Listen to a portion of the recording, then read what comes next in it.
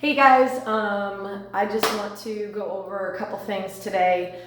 I wanted to give you a video on protein, as I've had so many members ask what kind of protein, when do I take it, when do I consume it if I am drinking a protein supplement.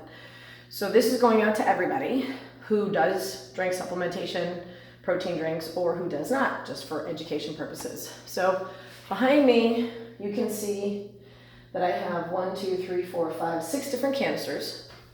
And I have actually 1, 2, 3, 4 different companies with the canisters of protein that I have here.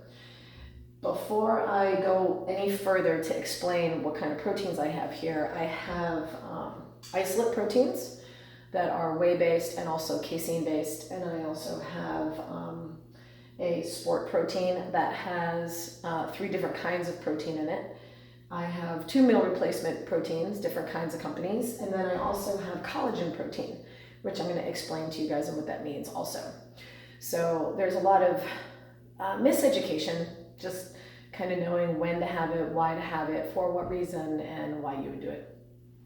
So first, let's talk about the biggest question everybody asks: what should I have before I work out, or what should I have after I work out? Well, that kind of is twofold because it really depends on your day and your activity and when you're working out, obviously. So let's just say you're a 5 a.m.er, 6:15, or even the mid-morning. Whenever you work out, or let's just even say the evening, if you're going to do a protein supplement before you work out to help fortify your muscles, it's not a meal replacement. It is a protein isolate. So that means that it's just protein, maybe a few grams of carbs in there, and it depends on what kind of protein, right? So some people are vegetarian, some people are whey-based. Either way, I'm going to go through that with you, and I'm going to do a quick nutrition label also. I don't want this video to be too lengthy because, to be quite honest with you, I could talk about this for hours, and I know a lot of people have questions. So I'm going to try and give it to you in snippets and really try to keep this video, honestly, to about 15 to 20 minutes. So with that being said, before you work out, it's about 30 minutes up to an hour before you work out that you want to have the protein isolate supplement. And you don't have to, but if you're going to drink a protein supplement before you work out, I would have it either 30 minutes to an hour before. And the difference in the timing is really your body, your digestive system, and how your stomach is sloshing around the water before you go work out. Me personally, I can't have a shake before I go and I work out. So I do my pre-workout, not protein. I do my pre-workout supplement, which is a scoop of a pre-workout branched chain amino acid and creatine, and that's in like 6 ounces of water. Anyway, 30 minutes to an hour before you work out, that's your isolate. Then you're going to have immediately, if you're not going to have it, you do one or the other. If you're not going to have it beforehand, then you would have it afterwards. I like to have my protein isolate immediately afterwards. The reason why I like to have my protein immediately afterwards is because I put all of the protein back into my muscles after they've just broken down and have been used and have been basically destroyed, microscopic tears from lifting and running and rowing. You've challenged it cardiovascularly, so I want to resupply my muscle, which is made of protein, with protein. And normally for me, my after drink is a meal replacement, which I will explain in a minute. Some people will do a pure isolate, and some people will do a meal replacement. And that's in the morning. I don't do that at night. I do something very different at night, but that's my morning routine. If I'm going to work out in the morning, then I'm going to have a meal replacement immediately afterwards because I'm not taking it beforehand. I want to bring in those carbohydrates. I want to bring in the protein. I want to bring in the fats. I want to have that all in my shake within the first 20 minutes. The first 20 minutes, really the first 10 minutes after you work out, is called the window of opportunity.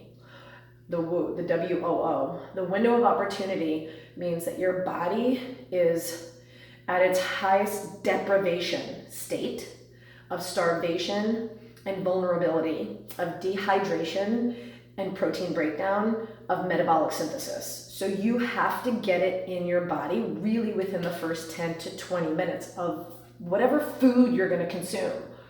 The majority of us that go work out, we do not take our time to plan a meal, eggs, bacon, whatever you want to have in the morning, oatmeal after you work out. If you do, then kudos to you, eat it within the first 10 minutes. But if you're going to have a protein shake, you have it immediately. You don't wait until you get home after you shower or on your way to the work and it's in your office an hour and a half later. It's got to be consumed immediately afterwards. That is the window of opportunity, the most vulnerable, susceptible time for you to basically unlock Pandora's box to bring in all of that protein, all of those carbohydrates, if it's a meal replacement, and those fats and vitamins and minerals and branched chain amino acids, so that your body can just suck it in because it's a dry sponge.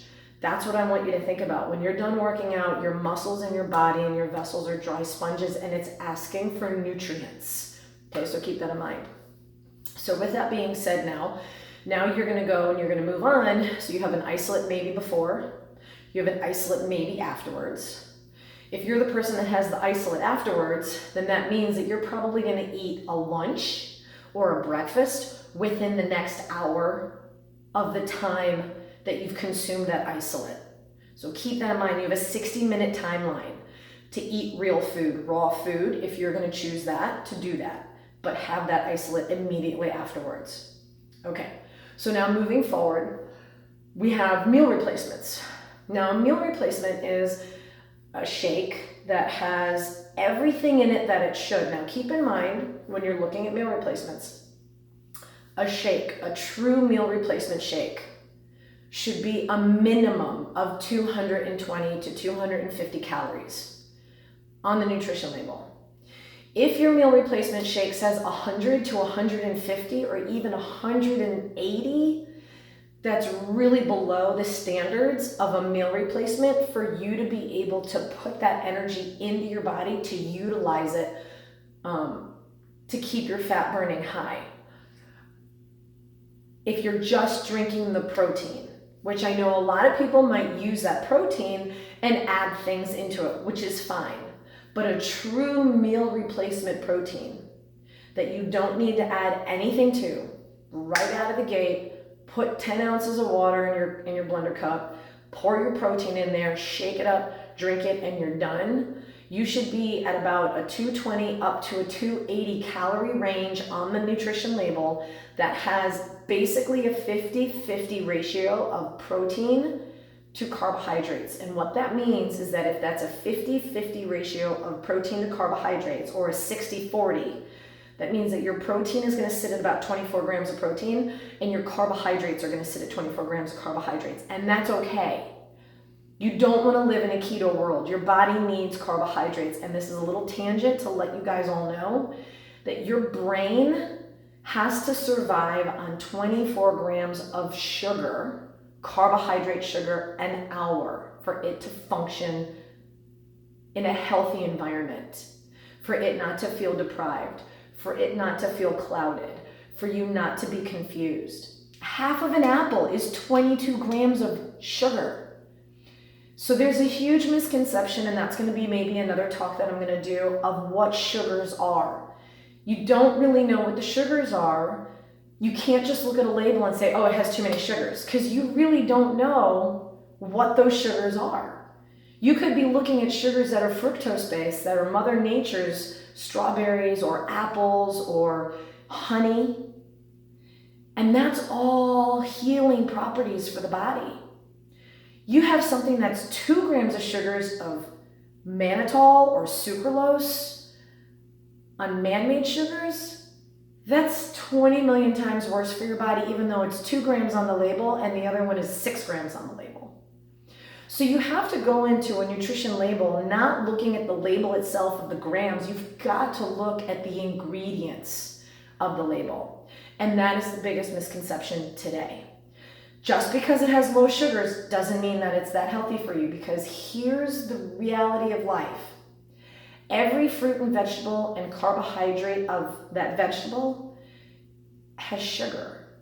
And the reason why it has sugar is because sugar is its process for life. It's the photosynthesis. It's the sun, the oxygen, the carbon dioxide, and the hydrogen. And what's really crazy that people don't understand is all that oxygen, all that hydrogen, and all that carbon dioxide, that's what we're made of. So in order to give our body what it really needs, we have to consume what we're made of to keep us healthy, right? It's a little common sense on that one, but a lot of people don't realize that. So don't always look at the low sugars and say, I'm gonna have that because that's a low sugar, or I'm not gonna have that because that's too high in sugar. You've gotta look at the nutrition label on the ingredient side. Okay, so those are your meal replacements. I'm gonna talk about that in a second. And then you have, this is an interesting one. And then you have collagen protein. Here's the biggest wake-up call on collagen protein, I think, with people that work out that really don't understand.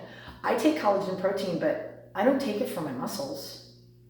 Collagen protein is only for your skin, your hair, your nails, your eyelashes, the whites of your eyes, the malleability of your vessels, your blood vessels.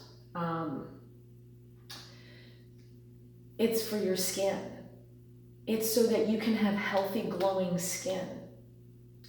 Whey protein and casein protein and the combined aminos of the vegetarian protein, which you have to have the right vegetarian protein in order to make it a complete protein, do only for the muscle itself. They help the cellular wall, but collagen protein, that's for skin. So like my Vital Protein, I do a scoop of this in the morning, I do a scoop of this at night, I'll put it in my shake. This has nothing to do with my muscles. Zero, nothing. All to do with my hair, skin, and nails. Because your body's made in your skin, which is the largest organ in the body, needs collagen. And as we age, we all know that we're losing it at a progressive rate. So any collagen, bovine, however you want to look at it, all of that protein, that is all for your hair, skin, and nails and teeth. Not anything to do with the muscle fiber itself, okay? So just keep that in mind. When you talk about your isolate protein, I have two different companies here. I've got Integrated Supplement, whey, and then I've got Isagenix, which is also whey. This integrated supplement whey, this one is a pure protein, and it is a filtered protein. And this protein is not a filtered protein, it's an undenatured protein. So what's the difference between a filtered protein and an undenatured protein? A filtered protein, microfiltered, basically means that they take the whey and they strain it and they partially cook it.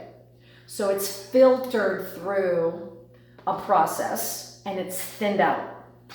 Undenatured means that it's taking it from its natural source, from the process of sifting out the whey so that it settles on top, and it just takes it in its whole, and it's done in a cold pressed formulation.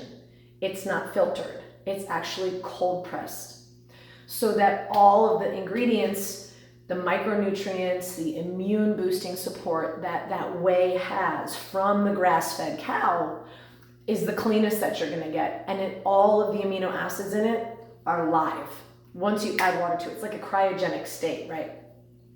Filtered protein means that, again, it could be partially cooked or fully cooked. Not really sure where the cows came from. They could have been grass-fed starting and corn and grain-fed finished. They could have come from grain-fed cows. So those are things that you just kind of have to look at when you're looking at the market and what kind of protein you want. The difference between the two on these isolates. So again, let's rephrase. When would you use an isolate? You would use an isolate before you would work out.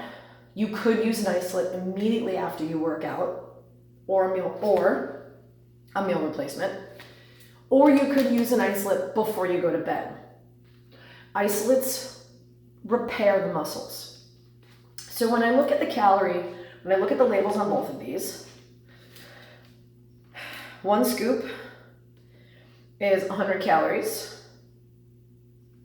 2 scoops is 110 calories. So you're getting 2 scoops, that's a lot of protein powder, to 1 scoop. So that tells me if I need 2 scoops of this to 1 scoop of this, and this has less calories and has 18 grams of protein, 20 grams of protein, 2 scoops to 20 grams, 1 scoop to 18 grams. This has 5 grams of carbohydrates. This has 2 grams of carbohydrates. This has more fluff in it. You have to have 2 scoops of powder to potentially maybe equate to 1 scoop of nutritionally dense isolate. So when you're looking at the labels, you've got to understand, what am I consuming, when and how. Potassium is exactly the same on both, 140 milligrams.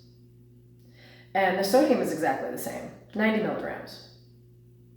The sugars in this one are 1 gram of sugar, and that's it. And the sugars in this one is 3 grams. Now, when I look at the nutritional ingredient label, because I want to see what it's made of, this is a whey protein, undenatured, with natural vanilla, ionic alfalfa, stevia, and this has a whey protein isolate, microfiltrated. It has a crystalline fructose, so that means that the fructose coming from isn't from its natural source, it's crystallized from it. It's got lecithin in it. It's got inulin in it. It's got natural vanilla flavors and some sea salt. So a couple more ingredients in here than this one. And then looking at an isolate protein, I'm really picky about making sure that my amino acids are on here and listed, because your 3 most important amino acids for muscle building and repair are isoleucine, leucine, and valine. Actually 4, and glutathione. And you really want to make sure that you're getting all of those amino acids in your protein powders, regardless of what your protein powder is, an isolate or a meal replacement.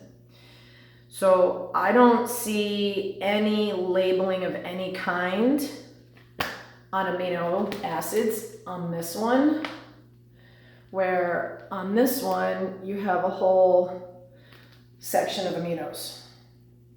So pre-workout, 30 minutes to an hour before, isolate, lays the foundation for the muscles for utilization of energy. You could also, if you want, do an isolate, a scoop beforehand and a scoop afterwards if you want. If you know you're going to eat regular food an hour after the workout. So you can do a scoop before workout, an hour before. You can do a scoop after workout if you're going to eat a solid 400 calorie macro-dense meal. If you're not going to do any of that, then you could potentially do a meal replacement after your workout. You don't do a meal replacement before your workout unless you're taking a mid-morning class and you're someone that's up at 5 or 6 in the morning. If you're up at 5 or 6 in the morning and you're taking a 9 a.m. class, then you would have a meal replacement if that's your gig. Or you would just eat breakfast, macro-dense carbs, proteins, and fats. When you're looking at a meal replacement, again, as I mentioned, you look at the nutrition label. This nutrition label on this one, which is Garden of Life Organic Meal Replacement, Serving size is only 1 scoop, and it's 115 calories. That's not a lot of calories. I mean, that's only 15 calories more than the isolate. How is that a meal replacement? So it's 115 calories for 1 serving. It has 1.5 grams of fat, which I'll look and see where the fat's coming from. It has 20 grams of protein, which is a solid amount of protein for a meal replacement. You pretty much want to be between really 24 up to about 36. So it's a little low on the meal replacement of the protein. Your carbs are 9. Typically, your carbohydrates on a meal replacement should be higher. Your sodium's low, your fiber's low. So by me looking at this, my first thought is I'm just going to use this with maybe water or almond milk, and then I have to add things to it in order to make this a true, complete, muscle fortifying, energy driven meal, 240 up to 280 calories. I have to add calories to this. Now I'm going to be honest with you, for me, I don't have time to add. I don't want to add. So I go with the easiest and the most convenient. I just use water. Maybe I'll use almond milk, but I just use water and I just do my protein and I shake it and I go and I'm done. And I know that I'm going to get a 50-50 ratio. So if you're going to use this one of any, that's out there on a low calorie one, if you have a low calorie one at home, then you have to add in some carbohydrates because your muscles need that. The muscles run on carbohydrate energy. So you have to have at least 25 grams of carbs in your meal replacement shake. And I know you guys are all sitting there talking like, oh my gosh, I can't believe she's telling me to eat carbohydrates. Let me tell you, if you don't consume quality complex carbohydrates that are utilized for your muscle production, you will not burn fat efficiently. And you will burn through your muscle. Because the number one source of the muscle fiber in the muscle cell is the mitochondria. And for those that understand the science, the mitochondria cell in the muscle fiber is the workhorse. And it only takes carbohydrates for energy, for ATP, for all that crazy stuff that you do in class. It takes carbohydrates. So keep that in mind. There are rhymes and reasons for how your body utilizes energy. The science of exercise is totally different when you're working out than if you're just living day to day, not doing anything. So just kind of keep that in mind. On this protein has 240 calories, 5 grams of fat, 24 grams of protein, and a 24 gram carbohydrate. So it's a ratio 1-to-1. You've heard me say that in class. The same of protein equals the same of carbs. So this is a meal replacement. And the carbohydrates that this comes from are coming from algae, sunflower. It's coming from vegetable quality and oats. And you've got MCT oil. So you've got MCT oil here to work on your fats, good quality fats to help for transportation of cells and muscle fibers and all that fun stuff. Your potassium in here is 330 milligrams. So this is why, one of the main reasons why I use a meal replacement, because it has a high amount of potassium to really go into the body because you've deprived the muscles. And of course, the number one element and mineral in the body that's in massive deprivation for muscle cramping is potassium, and that's after you're done working out. Now on this one, on the meal replacement, potassium's not even listed. I bought this today, so I could use these as examples. I've never used this before. That's why I can't find it. So potassium's not even listed.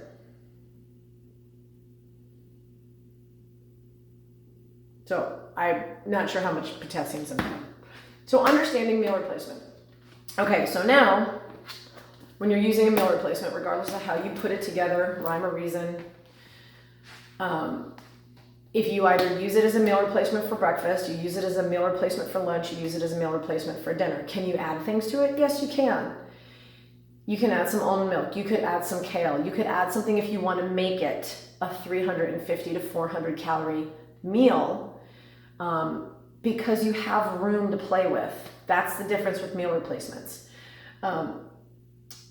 I use mine as a twofer. I use mine as a meal replacement and as a supplement to help nourish my body after I'm done working out, because it's easy and it's like a twofer deal.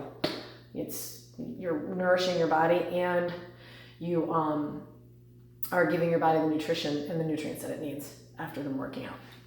All right, so those are your meal replacements. And then this one is a sport protein, and this is actually one of my favorites. There's no other protein on the market like it. It is a private label protein, and it's called Tri-Release, and it has 3 different proteins in it. It has egg white, it has whey, and it has casein in it. So let me look at this one.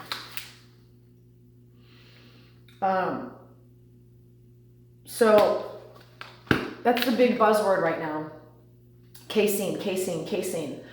And a lot of people are like, oh, I'm dairy allergic, I can't have it. Dairy allergic or dairy sensitive in proteins is very different than casein protein. If you're using milk and it has not been filtered properly, you could have a sensitivity to it or an allergy to it, obviously. But the casein, let's just kind of rewind. When they milk the cows, right, you've got a vat of milk. When they take it and they process it, when it comes out of spinning, right, kind of like plasma, when it comes out, everything has separations like oil and vinegar. So the milk is from here down, right? Kind of like the vinegar. And then the oil or the whey is on top. So the golden creme de la creme is on top. And then in between is the beautiful line of casein, completely separated out of it. So you have different proteins for different needs. Our bioavailability, meaning our acceptance of protein and whey protein, is 99%. Our body absorbs whey protein, all whey, hopefully, depending on how the cow is started and finished, grass-fed, 99%. We absorb it into our body because since we're mammals and we actually, milk and we feed our children from birth, the whey and the casein is like our colostrum. It is filled with immunity serving nutrients. That is our dense immune property building gold. So since we don't get that anymore, we have to get it somewhere, somehow, because it's not going to be found in food. So when you take your whey protein, for me, for my sport, I like being able to have my egg, which the bioavailability of eggs for protein is 100%. 100%, our body takes it in, goes right to the muscles, goes right to good cholesterol, it goes right to good fats. High energy producing metabolic burn.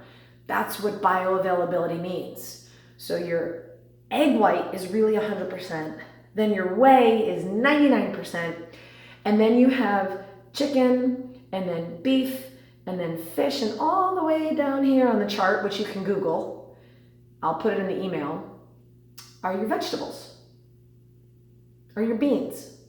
And the reason why those are so far down is because to have a complete protein for a vegetarian, you can't just have one bean source. You can't just have kidney beans. You can't just have black-eyed peas. You can't just have black peas or black beans.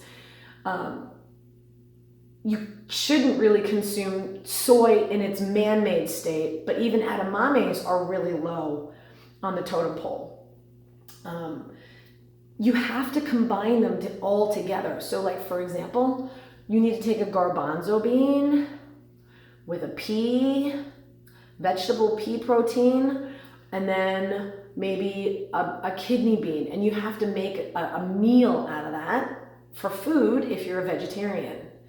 If you're going to use vegetarian protein, then you need to make sure that the protein powder nutritional ingredient is coming from really either pea protein combined with, not one or the other, pea protein combined with brown rice protein.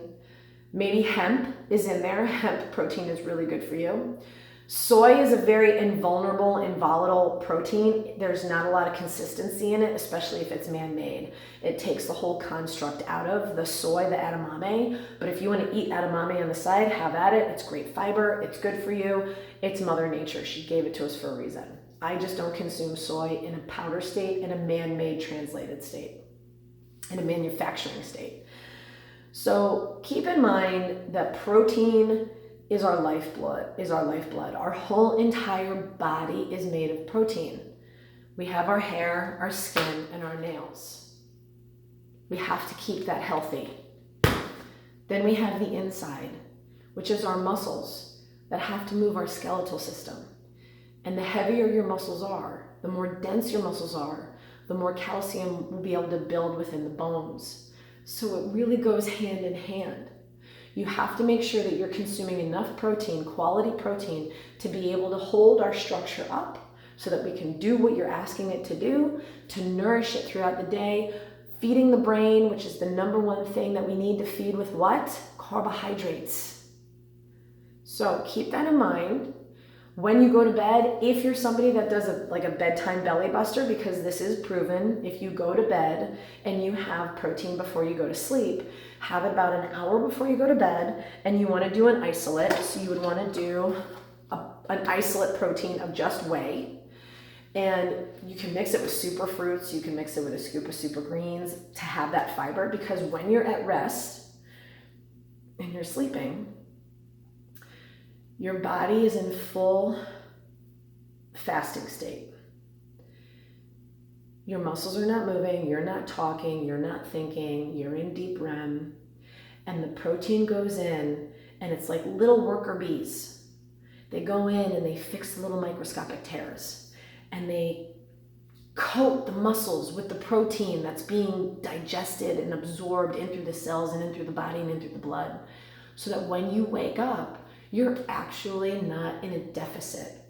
So those are things that we'll talk about as we go through. I know this has been a really long video and it's a lot of information, and I really hope that it helped. If you guys have any questions about protein, don't hesitate to ask. I'm gonna write some things in the email for this week. You guys can go back to dairy. Keep in mind, you guys can go back to bread, you can go back to pasta, but keep in mind, the reason why I had you guys take out those, really the first two components in the first week and the third component in the second week, is because the first 10 to 15 days of a nutritional shift of your body to release and get rid of inflammation and to get rid of bloating and to get your energy back up is you have to get the shit out. You've got to get the crap out of your blood. Our blood is really acidic. And those three things that I listed in the first 2 weeks are the highest on acid producing, on acidity in your blood. And we want to try and stay neutral. And we burn fat more efficiently if we're neutral. So with that being said, and I'm going to tag this on at the end of the video, but I'm also going to type it. This week, I want you guys to really focus on consuming 3 nights a week if you can, fish. If you guys are not fish eaters, just try and stay clean with your chicken. Fish is a really good thing to try to change and work it into your body. I can't force you to eat fish, but I can encourage you to eat fish. Throughout this process of 8 weeks, if you can take a challenge this week, and this week alone, consume fish every single night. You don't have to. But our body, we are not just carnivores. We are actually omnivores. And we're supposed to consume fish, and we're supposed to consume meat and chicken. More so, fish, and how the hunting and gathering era was way back in the day. Our body is biologically designed to break down fish and absorb it and utilize the fats and the healthy elements inside fish more than it is on chicken and beef, because we all know your body needs more acid to break it down. These are just normal common sense things for you to understand. Sometimes I take a whole week out of 1 week out of 2 months and I don't consume any animal product except fish. Again, to release inflammation. So salmon, whitefish, I mean, whatever fish you want, obviously, but really good fishes are salmons, tilapias, tuna steaks, halibut steaks, all of those fun things. If you don't want to do that, you don't have to, but if you can, try and consume 2 to 3 nights this week of just pure fish with your dinner. Other than that, you guys can go back to the dairy if you want to. If you don't want to, then stay on the course with drinking almond milk or drinking coconut milk or drinking oat milk. I know a lot of people are having that. And I've had questions is why not milk? Well, milk is the highest acid producing liquid on the market. Acid meaning in your blood, because you don't really know where it's coming from. You don't know how much sugar it has. You don't know how many chemicals it has. You don't know what cow it's coming from. So it is truly tested to be the highest acid producing, acid elevating in our bloodstream. So it creates inflammation. And I always use this as an example with people. Whenever you get antibiotics and on the side label it tells you do not consume with milk, it's because milk is a barrier for absorption. So that's why they say don't drink dairy products with your antibiotics, because your antibiotics can't come in and they can't do its job because it's going to not filter efficiently through. So kind of keep that in mind. But you can go back to it. Maybe you only go back to it once or twice a week. You can go back to your breads if you want. You can go back to your pastas if you want. But if you want to choose a healthier option, go with an Ezekiel bread. Go with a pasta that is a vegetarian based. Maybe you want to look for something like that. I'm not saying get rid of everything. I'm just saying now you're learning different choices and different options.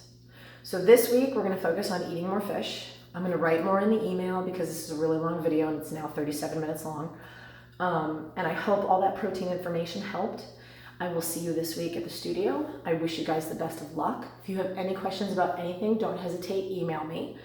And the trainer this week will be Maurice. So he will be posting for you guys on Tuesday. Out of that, have a good night. Go Chiefs, or go 49ers. I don't want to upset anybody. And I will see you guys this week. Have a good one.